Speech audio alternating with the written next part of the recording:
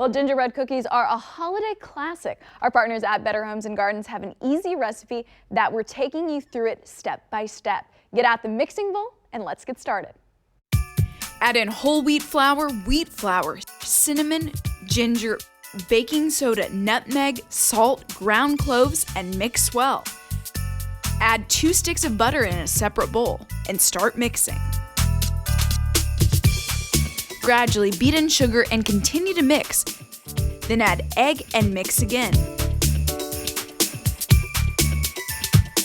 Add molasses, then lemon juice, and continue mixing until it's even.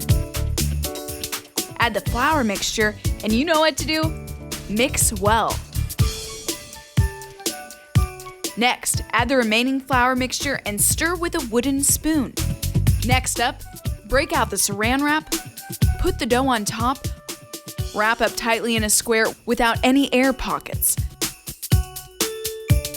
Cover and chill for 3 hours. Then sprinkle whole wheat flour and grab the mixture. Roll to 1/8 of an inch, grab your cookie cutters, and start pressing the shapes of your gingerbread men. As many as you can fit. Remove excess dough, place on a baking sheet and into the oven for 8 to 10 minutes. Let that cool, then decorate with royal icing. And finally, enjoy the holiday classic.